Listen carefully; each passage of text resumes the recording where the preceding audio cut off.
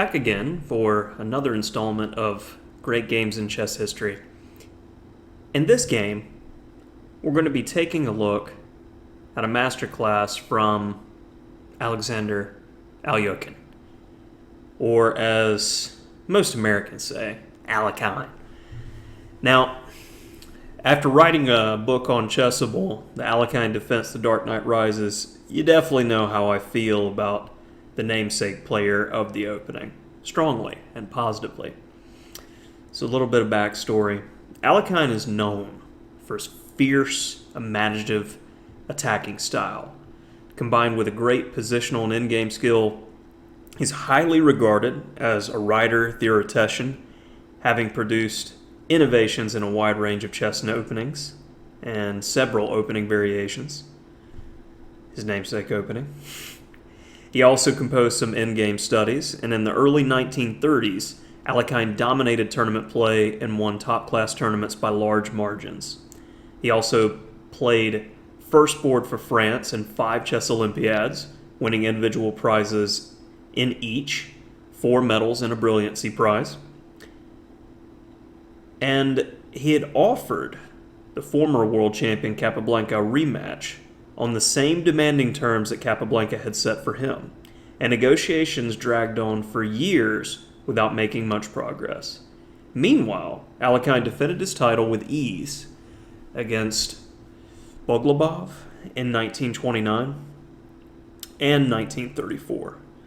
He was then defeated by Max Euwe in 1935, but regained, if I could speak, his crown in 1937 in the rematch.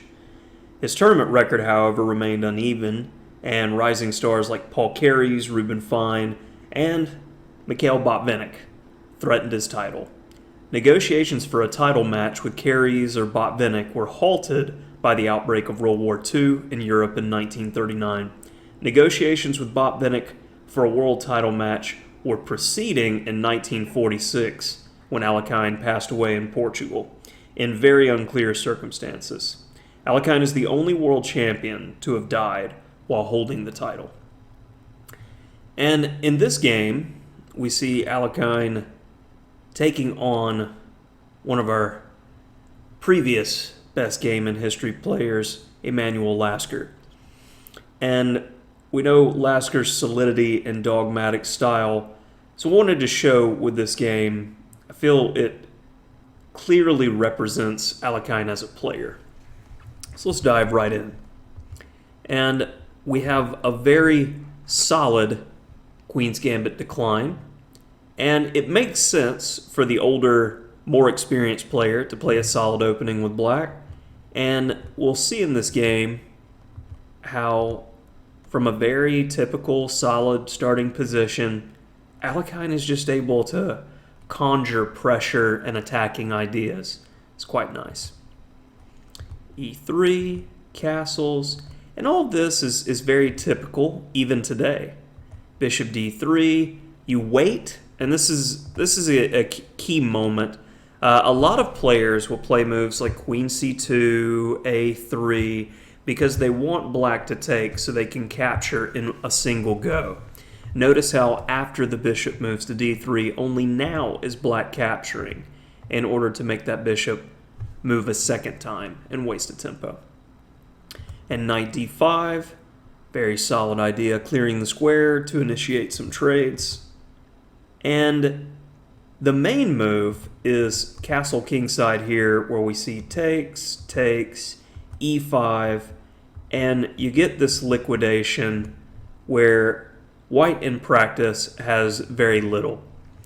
And this is the key here about Alekhine and his overall style. He wants aggression. He wants to compete, he wants to fight, and he wants to come after you. So castles is not his style, allowing more trades and simplification. Knight E4. And this simply avoids the trade, getting more pieces closer to the black king. Do you want to trade? No, I do not. And after E5, we get out of the center, and love this next move, Knight F5. The knight's been on a journey so far, but now this destination is excellent and quite aggressive. Queen d8. And this is one of those moments that I find that my students will often mess up. When you have 3 different ways to capture, you need to capture, but which one is it? Pawn or one of the knights? Well, in this case, the knight on f5 is well placed. We like it aggressively eyeing key squares around the king. I don't want to move him. And if we capture with a pawn, we self-inflict an isolated pawn. So that leaves the third option, capturing with the f-knight. And I believe that this is practically the best. 1, because it's getting the knight closer to attacking possibilities on the opponent's side of the board. And 2, it is clearing the f3 square so that our queen may lift to, say, f3 in the near future, where it could slide over to g3 with great attacking effect. So we see knight e5, and keeping the bishop's eye on f7, simply dropping back. And black's able to liquidate a bit. And right here is really the key moment in the game. Black isn't obliged to trade queens as white gets the open file and a bit too much. Especially after ideas like queen takes, rook d8, knight d6, where the f7 pawn and the b7 pawn is hit. And Lasker should go with this g6, trying to get the knight out of this aggressive position. Have this in-between move, queen d4, and after takes, a5.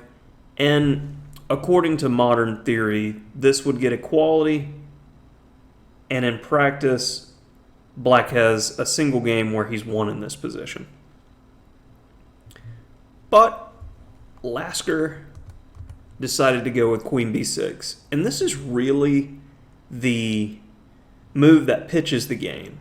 And from this point on, Alekhine doesn't really give an inch. Queen d6, hitting that e5 knight, and putting the queen on a menacing square. All of the white pieces are now coming to bear in the position. Threatening mate.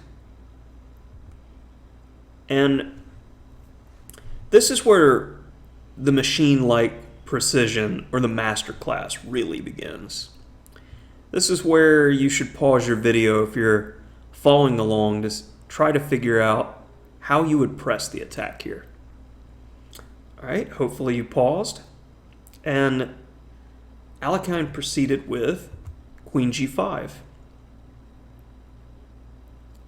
Simply looking to press in just a little bit more. King h8. Now with the king moving, that weakens the f7 pawn. So knight d6, hopping right in, threatening knight takes f7. So king g7 to defend.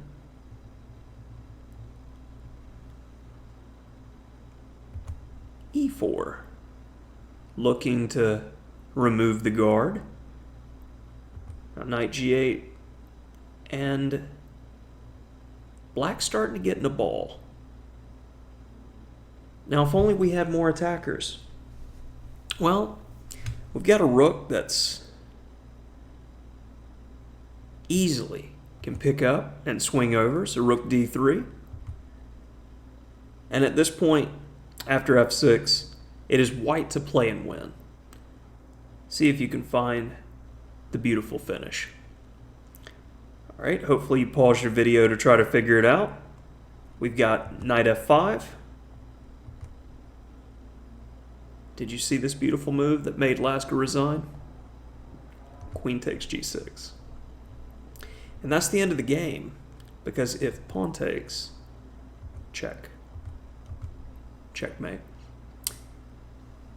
And that will do it for a fantastic attacking game by Alekhine.